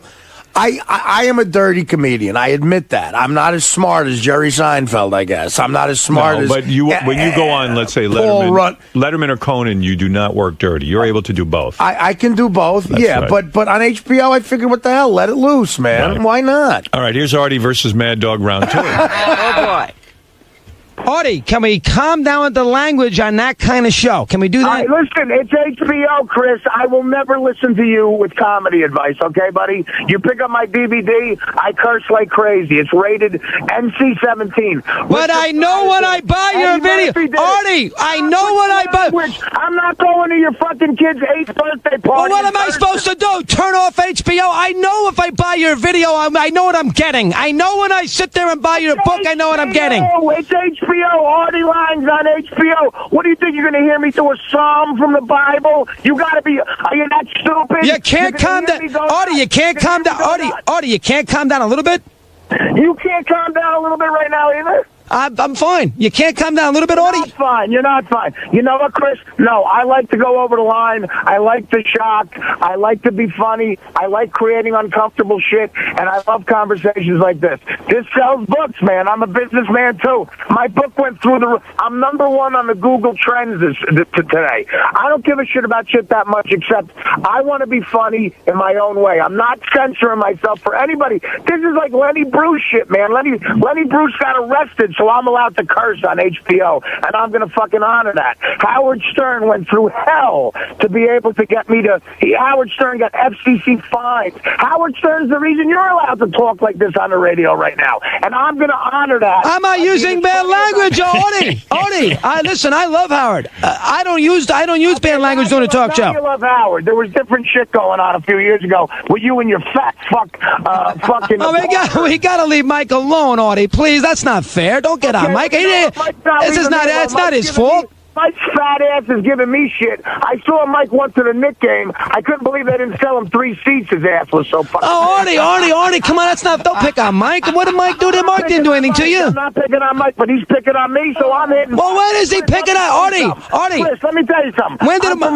I'm from the street. You hit me, I'm hitting you back. When did Mike pick... In 20 years that I was with Mike, he never mentioned you once. When did Mike pick on you? I got a bunch of phone calls saying Francesca's trashing you, so guess what? Did you... Artie, did you hear it yourself, or are you going by what your friend told you? Oh, right. I'm sure my friend would call me up. Well, I mean, people like to cause... Artie, people like to cause dissension. Yes, friends will call up. Yes, friends will say... People say things to get a reaction. That's what people do. Chris, don't teach me about radio. I know people make shit up, but there's no way. I guarantee you Francesca gave me shit, just like you're giving me shit. Not in 20... Artie. I give a fuck about Francesca. I give a fuck about you, so I'm calling in. That's it. I mean, I don't have proof, but you know what? Whether I have proof or not, Francesca... listen, here's what I say. Listen, one thing. Whether I have proof or not, Francesca still has a big fat ass. No, I mean, listen, a little heavy. I'll buy that, but 19 years, and I worked with Mike for 19 years. He never said a word about... He never. I know. That's not what I'm talking about. The last 8 months, if he said something, I don't know that. He didn't say a word about me because I'm not famous enough. But today I made news in his fucking world, so he said something. So I'm saying I said something. So now you didn't tell me that. You said something today? You said something? Yeah, I just tried to, but you keep screaming like a crazy person. Like Bruce just started playing Prove It All night. I mean, shut the fuck up and listen. Francesca trashed me today, so I'm trashing him back. I didn't realize. Well, you didn't say. I didn't hear you say. Nobody heard you say today. I thought you meant over the years. Because you're screaming too loud like a fucking broad. Calm down. So then Artie was done and then called Bad Dog back to apologize to Francesca. First of all, I don't know what happened because 40 people told me Francesca trashed me, and then a caller called up and said that he didn't. So no, I don't know what happened exactly. So here's Artie apologizing. Calling back with an apology. By the way, Howard, that was the most ridiculous conversation I've ever heard in my life. It was Artie, go ahead. Chris, I'm sorry. Listen, the guy who just called up and said Francesca actually thought I made the show good. Now I feel bad because I made the mistake of listening to a friend. I apologize to Francesca. I don't know the guy, but I'll tell you what, he's right. It was a bore fest. It was a snooze fest, and maybe I thought I had to hit a home run instead of a double to right, so maybe I turned it up a notch. And again, this is where people are wrong. I didn't call Buck a cocksucker. That's not what I did. I would never do that. I made a joke about a website. I would never call him a cocksucker, all right? It's a difference of opinion. I'm sorry to Francesca, but Francesca's right, Chris. It was a bore fest until I started talking. And I'll tell you what, I don't think I'm Richard Pryor. I know I'm not that good, but I do what I do, and I'm trying to make a living. I went on there and I did it. And a lot of people who I respect, including Howard and Howard's honest, man. If Howard thought I sucked, he would say I sucked. Howard didn't even see it, right? Howard saw it and listened to it, of course. He saw it live, or did he see it after the show was on? No, he saw it afterwards. But he watched it. He watched the whole thing. And look at it. Chris, look at it. Buck is laughing when I'm doing his father. They cut to the audience. They're not laughing in a fake way. Michael Irvin's out. Both of the kids next to me are laughing, Chris. I know you don't like it, but look, we have a difference in opinion. I apologize to Mike. I did what I had to do. I'm trying to make a living here, brother.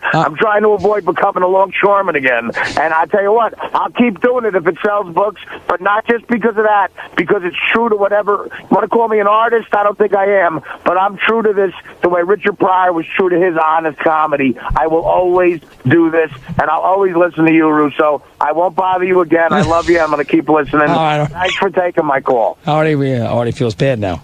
Artie was feeling bad, and is it true Mike Francesco really had to buy 3 seats at the stadium? Well, it's expensive, too. Right. $2,000 a seat.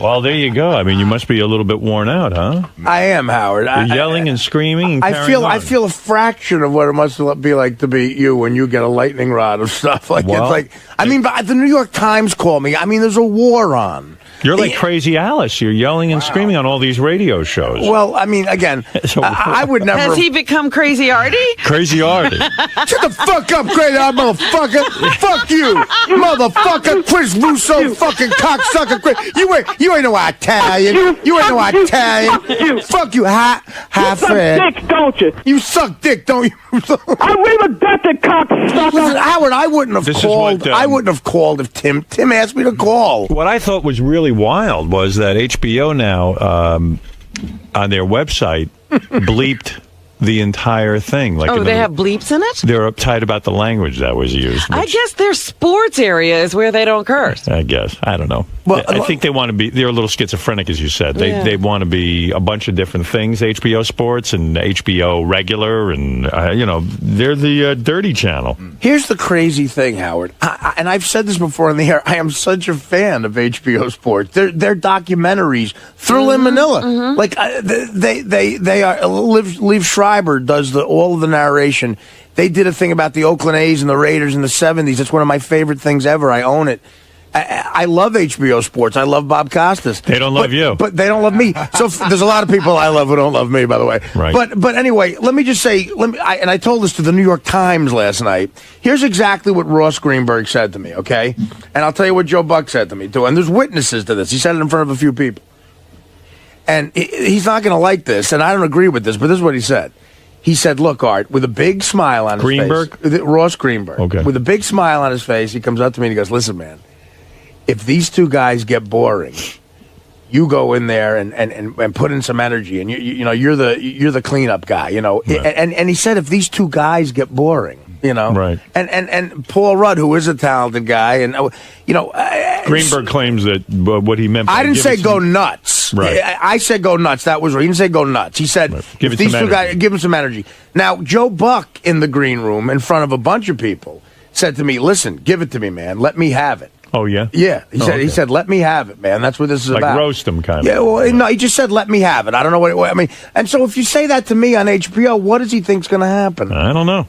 I guess you're right. The first thing was a little strong, But then I made. I told a touching story about how much I loved his All father. right, well, listen, you. Everybody forgot that, Artie. I know. That's right, Art. I was reading a guy named Tommy Craig's column in I think this is from Miami, but I don't know. I don't know where he writes a column, and he said that he thought that Joe Buck's phony outrage over Joe Buck's show is ridiculous, that having Artie on He invited Artie. He invited Artie. Artie was wild, and that's what they could have expected. And Joe Buck now distancing himself from his own show is sort of a wild thing in itself, that this is your show, and you kind of wanted this, and now you're conveniently saying you didn't want it.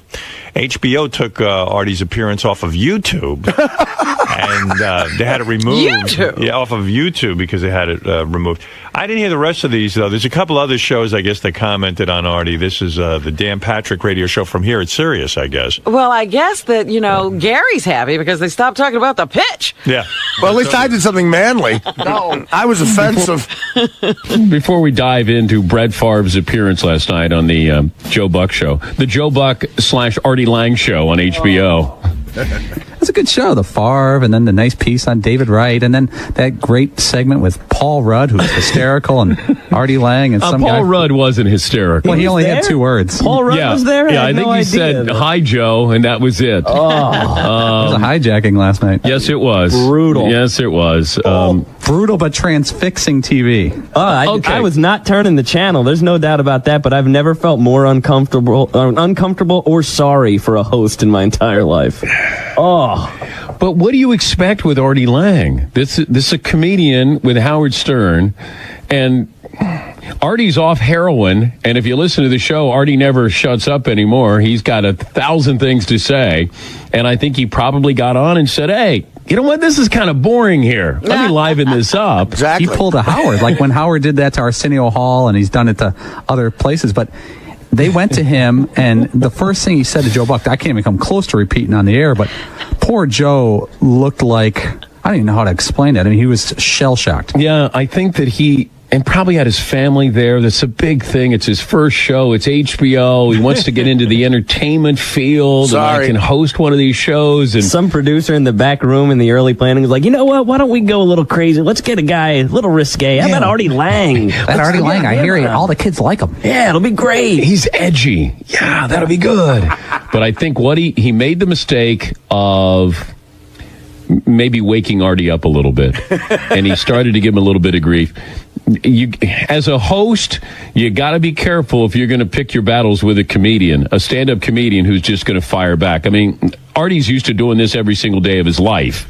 And I think that's where Joe found out, especially the websites that Joe apparently goes. Joe's 10 and 15-year-old sons, by the way, were in the audience. Oh, dear. Yeah. I wasn't told that. Oh, dear. Why would that have mattered? Well, you know what? You know Maybe. what? They're a little less innocent today.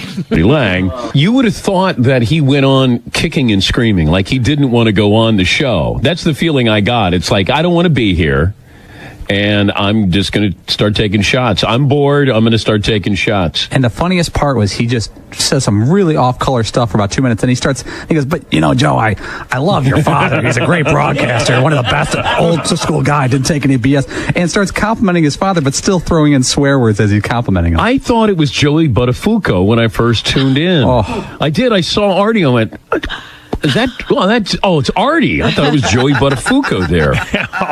Hey, Marie, you're on the air in El Paso. Hi, Howard. Hi. I love you. Love you. I just wanted to say, Artie, because I was a big Jackie fan, and so Artie's kind of humor, it's always been something that I don't really get or I don't really understand, but it's always kind of been like he's not really himself, and I think it was the drugs. And I've been in rehab. I've just been out of rehab for like a month.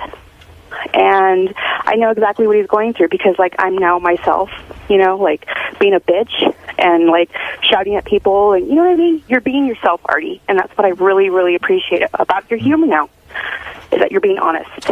and that's what makes it really funny. Okay, No, I guess. I guess she likes you. That was a weird turn, but thank you, She sweetie. back into it. I wonder how many times HBO will rerun this disgraceful episode. I don't know. It sounds like you know, they're bleeping it, but it is on their website. It's still there. I know it's bleeped somewhere. Some people write me letters now about this whole thing, and can I say something I'm trying else? to understand it, and I think somewhere it's bleeped, and YouTube took it off. That's what I know. I don't know why YouTube would take it off, but you know, they don't take anything off. HBO had it removed from YouTube somehow. They don't want people seeing the unbleeped version. Yeah. One other thing about my intent, I was excited to be invited to that. That's a big deal for me. And a live HBO. It is for an HBO. I mean, I got a book out. It's an HBO show. Brett Favre and Michael Irvin are Hall of Fame guys. Or Favre will be. And, you know, I didn't go there to do anything but try to make the show good and be funny. Joe Buck was very nice to me. He's a big fan of this show, and I didn't go on and try to hijack anything. What was it like after you, like when you were leaving? Did he shake your hand? He shook my hand and said, "Great job, man. That was great." And you weren't ushered out by cops or anything like that. I mean, look, every one of the crew guys hugged me and said that was the greatest thing ever. I mean, and Joe Buck himself, what did Greenberg do? I didn't see Greenberg on the way out. I mean, I had to get up in the morning, so I left. Right. I mean, I didn't know I had to stay an extra half hour for the internet thing. I mean, I had to get up in the morning, but I stayed. And again, I would never say this except to defend myself, but if you got Paul Rudd and Jason on the phone, the two guys... They thought it was funny. Who were with me. Yes. Paul looked at me and said, "Do you realize how amazing what you just did was?" Well, maybe we'll try to get this out going. We'll try to call Paul Rudd. I believe Artie. I don't think I need to call Paul Rudd. You don't? I believe I him. would All like right. to hear everybody's take on this. You need to hear it all. Marianne, why don't we have everyone in the world call it? Marianne from Brooklyn, you're on the air. Artie, don't you have anything better to do than call a lame radio show? What do you mean? He's promoting a book. He's calling Mike and all these shows. Like No, he called Mad Dog because Mad Dog to promote his book. Tim asked him to do it. Oh, but Howard, Yes. can I ask you something? Do you think that Artie using your name like Howard said it throughout this whole thing, are you upset about that, or it doesn't really matter to you? No, Artie works with me, and he's quoting things that I said. I said I thought it was funny. No, I'm talking about on the shows. Like he says, Artie's my boss, and Howard's my boss, and I'm only going to listen to Howard, and I only listen to the great Howard. You know, that's what he keeps saying, almost like you're his father figure, and he's got to put it out there like you have to protect him. No, I think it's a way of him saying that he works with me and respects my opinion. Well, that's nice. I have to say one more thing. It's not such a big deal, Artie. Life goes on, you know what? And you should just like chill out because you're trying to be in, rehab and stuff. So everybody does have a life, so we should all move on. Love you, Howard. All right, Marianne. I am chill. I'm very calm. This. I read a lot in the internet and stuff, and it seems like that man you're talking about, he said that he really wanted to kick you off, but because he promoted it so much, he wasn't going to do that, and that you were supposed to give energy and not that kind of raunchy, crazy behavior, because All right. I think the reason... All right, very interesting. David, go ahead. You're on in Toronto. I just want to tell Artie, he's like a road that's been paved twice. Retard. You are less Italian than you are funny. I think you should concentrate on that. And the title of your new book, if you understand Italian, should be Chabot. It means fat little fuck. Well, I'm an Artie fan. I don't understand what he sounds more said. like, I think this is Mr. Greenberg on the phone. He did a great joke. You hear him? A paved road, retard. Retard. Yeah, no, I just, that was a good one. That's funny, man. Can I use that one? Howard's my boss. Yeah, you right. can use that one. Thanks, You buddy. can use that one, and maybe you'll get a laugh. Right. I never get Because laughs. People laugh because they're I never get laughs. Doesn't mean you're funny. Oh, okay. What would mean you're funny? People not laughing? No, it would mean people laughing because you said something that was actually humorous, not belligerent. Oh, people okay. laugh out of Yeah, being that's a lot of your detractors are saying you've become very angry and belligerent. Oh, okay. That you used to be sweet Artie, and now you're vicious Artie. Okay, well, I thought that the Joe Buck thing was entertaining. Now, I don't know. I don't even believe everyone's carrying on like this. I can't believe it was either. very Yeah. controversial. We had no idea that they would be debating this all over everybody's ear. Listen, if I was on there with Barack Obama, I would not have said what I said. Okay. You said it was a setting where you felt comfortable enough to do your thing. Exactly. All right. I'm sorry, guys. Now, were you excited by all this, or were you upset by it? What happened yesterday in your life? Were you turned on by all of the attention, or were you turned off to this? I have to admit, Howard, I was turned on by it. You liked it. You liked all the attention. It's exciting. I mean, did Team Lang come together and say this was a good thing? I haven't met Team Lang. Did you discuss this with your agent? Did you discuss it? They with all your... think it's great. They like that's it. what I was talking about. Because That's Team Lang. because the book apparently doing well. Went through the roof. So that's what you want. Yeah. The So you got what you needed. Well, I mean, it's publicity, Right. And so you weren't having any sort of second thoughts about it, doubts? No. You feel good about your appearance there, and Howard, listen, all I can go by is I've done a lot of talk shows, okay? Right. And I've done 1,000 of these shows and whatever, and I've done a lot of things in front of an audience. I thought it was great. Right. So that's all you have to worry about. And Why I've been defend on yourself? and I've been on before, and I've thought I've been bad too. Why defend yourself? That's what you've got to do in therapy. You got to say, listen, I thought it was great. That's what I did. I stand by it. Well, that's it. People are. Don't get affected by everyone's opinion. I'm not affected by it. Good. Really, I'm sort of just sitting here. People are coming to me. People called me. Tim called me and asked me to call Russo. I look, and everyone gets into this business because you want attention, and of course I was turned on by it. I was glad to hear you say you were a narcissist. I think your numbers would be higher this week than mine. I'm a narcissist. Absolutely. He might be higher than you. Yeah, you might be a little above a 34. Right. Robin, look, anyone who gets into comedy, think about what a comedian says to the rest of the world. Look, guys, I don't only think I'm interesting and funny. I think people will pay to fucking hear me. I mean, of course I'm a narcissist. But I was going to ask you something. You would never go to your therapist to evaluate a performance, would you? No, I wouldn't. But I might go to my therapist to understand why I'd care so much. Right. I see. Okay. Right. In other words, when I go into therapy, I have had issues where I care what everyone thinks. Mm-hmm. And we get into that. Why care about... that's a different issue. I thought you were saying maybe you should talk to your therapist about, whether this was funny or not. And that's not what you're going to do. No, I think Artie needs to deal in therapy with a lot of issues. This isn't one of them. Right. What would he be talking about in relation to this, though? His anger, he is lashing out at anyone who criticizes him, which is understandable. Mm-hmm. But the anger is so off the wall. Right. Well, you know what? It's crazy that it's making his life like a little bit unlivable. And I would guess, if I may play shrink here, that all of this excitement, all of this fighting with everyone, all of this turmoil is keeping Artie from really getting to the things that bother him. Absolutely. Yeah. Well, He's keeping himself busy. You're 100% correct. Right. Something about that, though. I remember going through an anger phase. Yes, I remember that in phase. the few months that I did therapy. Yeah. And then cured yourself. Before I quit. Right. Before you declared you were cured. Yes. And that's one thing that happens. A lot of your unexpressed anger just rises to the surface, and it is a little bit uncontrollable at the beginning. Oh, it's horrible. And what is that famous quote by Richard Nixon, like, your enemies only win if you get mad, because then you destroy yourself. You know? And look, Howard's right. I have anger in me that's tremendous, and it's about a bunch of things. And thank God I found a therapist that I like. Like, I really like. I call him on the phone when I can't see him. If I'm on the road. So I'm working on it, man. I believe that you need to be in therapy 5 days a week for now. Okay. Now, I'm not making a joke. I don't understand. Is it structured therapy? What are we talking about? It's a psychotherapy, I believe, that Artie is involved with. It's intense. And it's...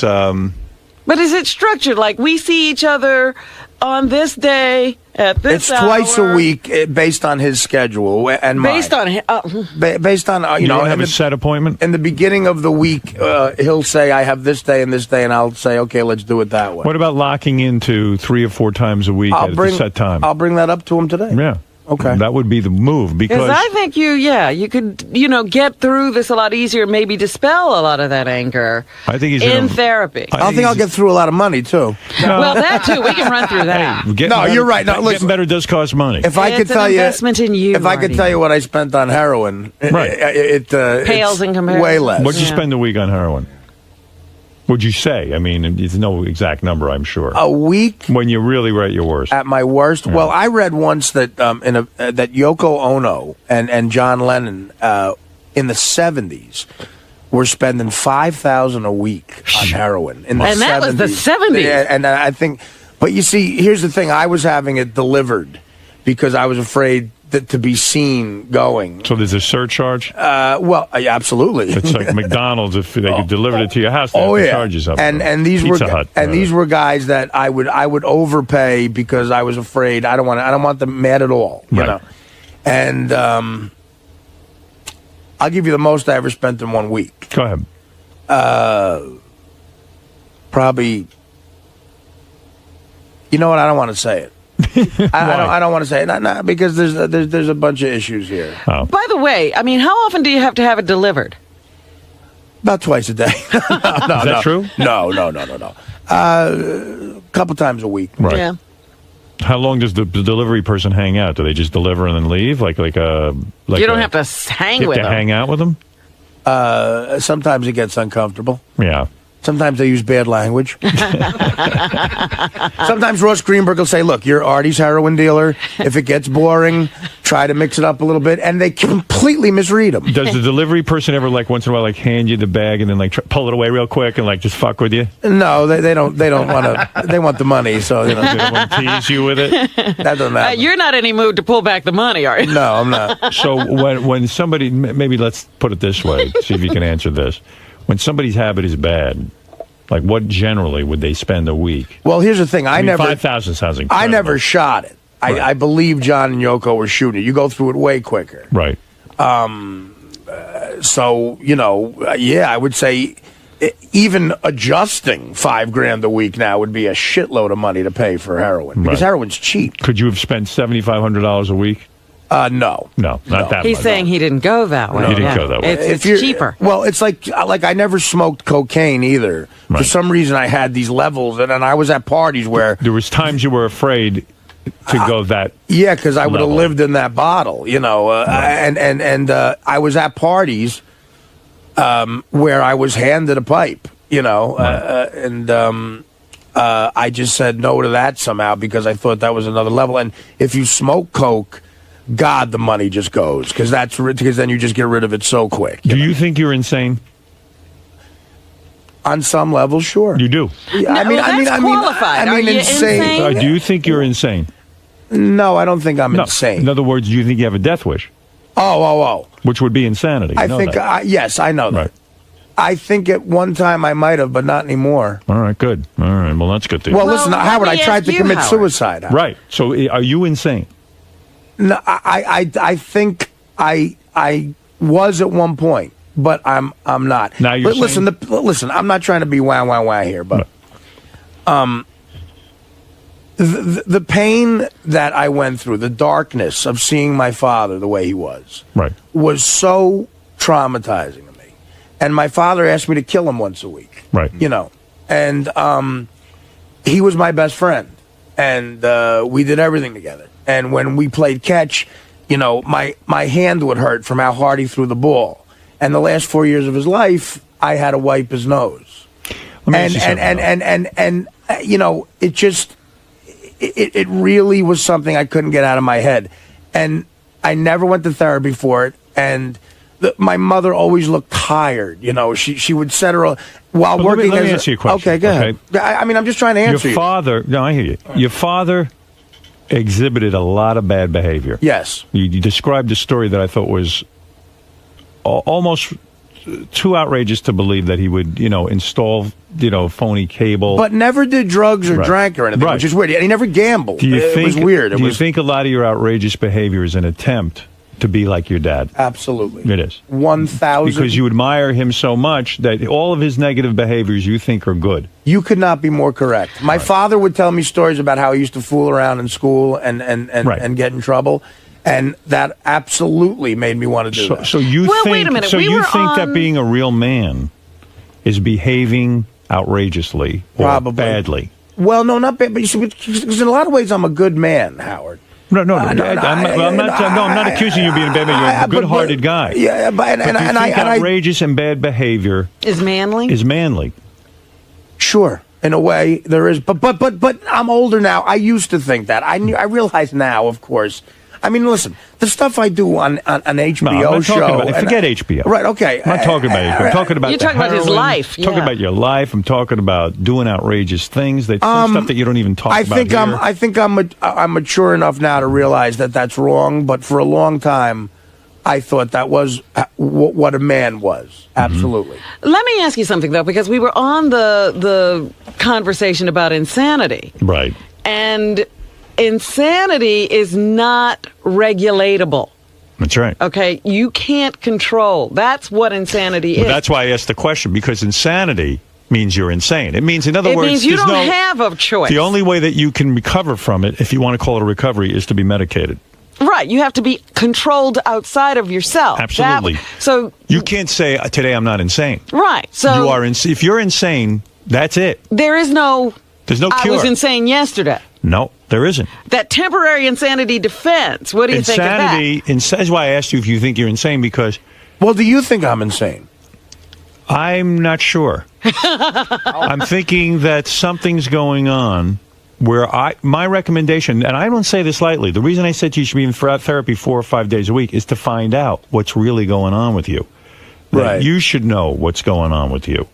Right. In other words, you're an older guy with the heroin and stuff. That's dangerous stuff. I mean, you're playing with fire. I understand. And I love you, and I don't want to see anything bad happen to you. I really mean that from the bottom of my heart. I know you do, Howard. So the thing is that if you are insane, let's assume you are, they can medicate you. Right. And if they medicate you, you'll have a good life. There are many people I know in my personal life who are, mentally ill.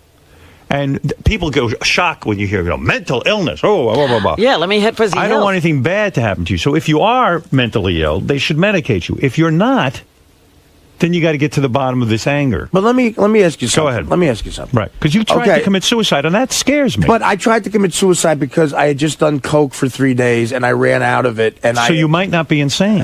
I don't think I am. But taking coke for 3 days is insane. I know. But so everyone who does coke for 3 days, there's a lot of people who do that. I mean, and they're not all insane. I don't think I'm insane. I don't think I'm insane. Artie, sometimes the drug taking is an attempt at self-medicating because of course it of is. insanity. That's what I'm saying. Well, all right. That could be behind the drug use, but too. And that's it could be. completely I'm not a doctor. understandable. Yeah, I don't know. I understand that. Right. But I'm not on any medication right now. Right. And for a couple of weeks on the show, I really was out of my mind, ruining interviews and shit. Right. And do you feel I've made an adjustment there? No. No? No. You've made some adjustment, but not Well, really. some adjustment. Not really. No. I don't think so. But some adjustment. Some. Right. So I think you're having a hard time controlling yourself. I'm going towards the. Yeah. I think you're doing better. I just think that what I'm worried about. That's on my own. So, and I'm going to keep and listen. I will keep trying to do that. There's something going on though that concerns me. That in doing your own rehab, I think you're going through a tremendous difficulty right now. You came off heroin, which Right. I applaud you, and I think is unbelievable. I mean, an amazing feat, because anyone who understands addiction, that ain't easy. Oh, no. This is the hardest thing you're going through. It's not just the drug. And I don't think you even know inside of you how, forget the physical addiction, the Right. psychological addiction. That emptiness now, that void that isn't filled, has to be filled some other way. Well, it's the Charlie Parker quote. They can get it out of your blood, but they can't get it out of your brain. Right. When you're But an not only addictive person, that, whatever you were taking it for, you're now subject to having to control right. or You're face. feeling Yeah. things. Thoughts are creeping in that Absolutely. the heroin would dampen. In a way, you were medicating whatever it is that's bugging you, whether it is insanity, whether it's just the death of your father, whether it's the combination of everything that goes on in the pressures of your life. Whatever is going on now, you're starting to feel. Right. And I think That's a hell of a thing to have to go through on your own. I know I have trouble negotiating my feelings. That's why I'm there 3 days a week. I can't imagine what it's like for you coming off heroin. That's why I'm saying. Well, I am going. I'm going, and it's 2 days a week now. But I'll tell the guy I want more. I believe you, Howard. I'm telling you. I think that I'm worried because, listen, you're a dear friend. But aside from working with you, forget the work. I'm talking about you're a good-hearted human being and a good man and a funny guy and a talented guy. And I think that this is a lot of pressure you're going through right now. It is. And I recognize that. Thank you. You know, but you got to get assistance. I mean, you got to find out what's going on inside of you, because no one can do that on their own. Very few people, so, unless you're, so self-evolved that you can figure out what's going on. And I'm not. And I'm not either. So I'm not trying to set myself as an expert. And there are some people who it's just a drug thing, and they just get off the drugs and they're fine. But if the drug was something to cover up something else. Sure it was. That's the hard part. Yeah. You see, let me tell you something. Well, this is why I enjoy therapy now, and it's working. Just this conversation makes me feel better. Right. It does, Because and I appreciate it. Right. Well, because people care about because it's with people I respect. Right. Okay, and I respect this guy a lot. Good. And God, is he a wise soul? And But here's the other thing. You also tend to turn everybody into either they're the greatest or the worst. shittiest. All right. He's a man. I understand. He's got expertise in this area. Right. He's going to sit with you. Some days you're going to hate him. Some days you're going to love him. Right. But he knows what he's doing. I know the guy's credentials. Yes. I was involved with that. I know the guy's address. You better know what he's doing. Right. You better, because there's a lot of money going on. Yeah, But as I said when you were first talking about it, it's a commitment you have to make to go through the rough patches Yeah. and It ain't gonna be this easy. lovely honeymoon. Right, this is thing a that's honeymoon going phase. on here. I went to my psychiatrist and I said, I can't fucking stand this anymore. Uh-huh. I don't want to be here. I want to get out. And by the end of the session, I felt great. So it was like, you're always going to have those feelings you want to get away from therapy. Right. I just say, look, who the hell knows what's going on? You've had a volatile past, the horror of your father, as you point out, and who knows what else went on there. You might have blocked out a lot of shit that you don't even know really what went on. Well, I mean, I can tell you for one thing, I was never abused in any way. I don't mean that. I'm not That saying does that. nothing. I mean, I know. I'm just saying. Me neither. I mean, look at us. Who's going to abuse us? No one's attracted to us. Abuse comes in many colors. Believe me, I wish someone would have abused No, I'm me. just At least saying. I someone just paid attention. and anybody can formulate an opinion on what you just said. I just want to make sure I was not I'm abused. not talking about abuse. Right, I understand. And you're right. If anything, my abuse was people ignored me because of the way That I was looked. terrible for you. Right. I wish someone would have touched me inappropriately. I want to be abused. What's So wrong anyway, with me? listen. Right. This is a topic for off the air, but the fact of the matter is. So let's do it on. Let's do it on. No. What I'm saying So much is, better on. No, I appreciate even this. this episode with Joe Buck. Right. While I believe it was, television for me, anything goes. I'm not uptight. But I have a feeling even this weighs on you more heavily than you even know. Mm-hmm. That this is a lot of attention all of a sudden. It is. And there's a lot of pressure in it. Even the way, like, you're trying to convince this sports guy Russo. that you Russo, are funny. Mad Dog. You're convincing a mad dog. Yeah, you're caught I'm turning into the man. You're caught up in a lot here, and there's a lot going on top of which you're running around the country promoting this book, doing stand-up. It's a crazy month. And you just got off heroin. So it's nuts. I'm saying this whole schedule sounds crazy to me. Everything about this sounds crazy to me. Right. Is what I'm saying to you. And, there's got to be time also to just sit down, relax, get in touch with your thoughts. You're right. And Read a really book. focus on yourself. Yeah.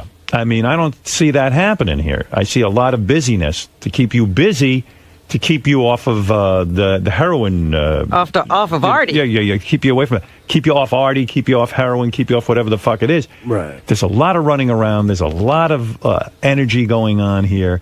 And I'm A just, lot of distractions is what they call it. And I hope the psychiatrist will sit with you and try to sort of say, hey, Artie, slow down. Learn to say no to a few things. Well, that's what he said. He goes, because I called him from L.A. and he's like, where are you going? Like, I told him my schedule. Right. And up until July 1st, it is crazy. And even with this show, it's like not everything has to happen at once. Like I always say to Artie, this is a long haul. We have another year and a half. Let's slow it down. Let's just take it easy. There's a lot of panic and pressure here going on. And I worry about you. And I've said this to you off the air, and I'll say it to you on the air. You're a friend, a dear friend. You're a good-hearted man. And I hope the audience doesn't forget that because, a lot of people are saying they hear Artie's anger. They hear he's vicious right now. You're a good guy. You're a good-hearted soul. And I know that about you. But I'm hoping and praying that you do take some time for yourself. Sit down. Yeah, okay. So you don't go away and do stand-up for a week, and it's going to cost you money for not doing stand-up. But who cares? I'd rather you Yeah, spend the screw the money, money. go Right, to yeah. a shrink, and sit there and talk about yourself, even till you're sick of talking about yourself, till you break through, until you get to understand what's going on, and let him understand who you are. Right. Because if the theory is that you're insane, good, get medicated. That's easy. That they can fix. If it's not insanity that you're You doing know, this to Howard yourself, makes this all. Not everybody is capable of dealing with the medication either. That's right. It's not that easy. no, what I'm saying is like this is a whole complicated. thing. So what Yeah. I'm saying is, I don't think Artie's insane. I don't either. But I'm saying is, go get If I was diagnosed. insane, Howard, I don't think you'd keep me here. I mean, come Oh, on. you don't know that for sure, Artie. I've seen him hire insane people. Yeah, but you know what? I'm sitting 2 feet from him every day. They Insane people couldn't aren't- keep the job. Yeah, insane people, listen. Right. I'm being dramatic for purposes on the air, but the fact of the matter is, we don't know what's going on inside of you, nor do you. You know what? You're right. I don't know what's going on inside of me. That's what's scary. I'm having somebody diagnose me and help me. And you know what? And for years, I pushed that away, and now I'm embracing it. All right, there you go. And it's a lot of credit goes to you for that, man. And I appreciate it. You found the guy, and I love the guy. Well, Artie, The as one important thing- as all of this is, Yeah, but the one thing I would like to say is, because I much like Artie, I am fascinated by people who are out of control, because he's always talking about, his hero, Keith Richards and John Belushi. And, every hero he has, Charlie Parker, they're all crazy.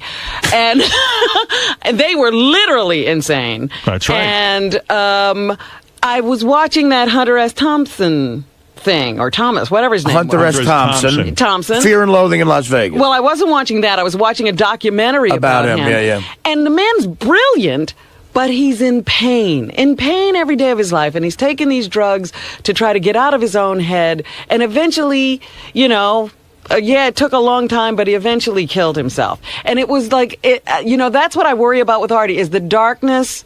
That's right. That severe. Well, that's why it has to be diagnosed. Well, and you can't get diagnosed in a day on something like that. So Hunter S. Thompson, I believe, blew his head off at the age of 60 because that's the exact age Hemingway did.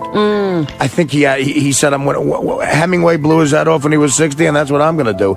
Believe me, guys, I promise you, I'm not in that place. I'm not there. All right. I'm not That's there. good. I'm far from it, as a matter of fact. I might be annoying, but I'm happy. By the way, as important as all of this is, there's something more important to discuss. Everybody is here for the Bang My Dad update. By the way, I saw these people. This was so funny. I saw them on the street yesterday as I'm driving. The 2 daughters and the father, and he had a smile on his face. Yeah, we'll find out what happened right after this. Let's take a break. Everybody calm down. Wow, that was a rough hour, man. Well, listen, you're the toast of the town. You're the I'm man just of saying, the hour. I don't even care about that shit. I mean, I appreciate the last 10 minutes here, but I promise you, I'm doing better, and I'm working on everything really hard because I want to be alive forever now. Yes. And I got a second chance. A doctor told me I'm lucky to be healthy. I always thought I was going to die from health issues, and he said, no, if you can control your anger and stuff and not destroy yourself, you'll be around for a long time. You might actually live. And I want to live for a long time. Well, that's good news. All right. Not to everybody on the Stern Fan Network, but I do want to live for a long time. Right. The Stern Fan Network wants everyone dead. It is weird that it's getting this much attention, though. I mean, Joe Buck, if he pretends to be upset about this, I really think it's stupid. But again, I don't want to show any anger. There was one line in that whole thing, it happened to be the very first line, Right, that maybe Artie would take back or change it, make it a little less... I wouldn't take it back because it got a reaction. But Scott's right. It was strong, but if you take that line out, I don't think there's that much of a deal right now. Yeah, but I mean, look, I said the jizz line during the internet part. Well, that's internet. Maybe we're desensitized because where we were, but I tell you, we all fucking laughed. And everyone in the crowd was laughing. Yeah. I mean, did you hear me bomb? I didn't bomb. No. Yeah, Ross Greenberg did not return our phone call. Of course not. Ross Greenberg, I don't think is operating on a ton of brain power. Howard TV.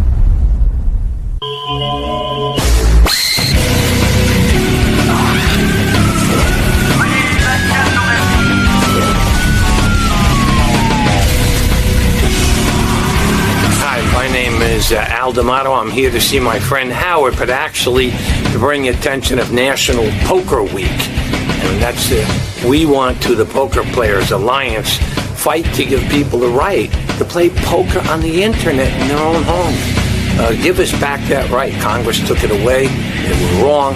Now they should correct it.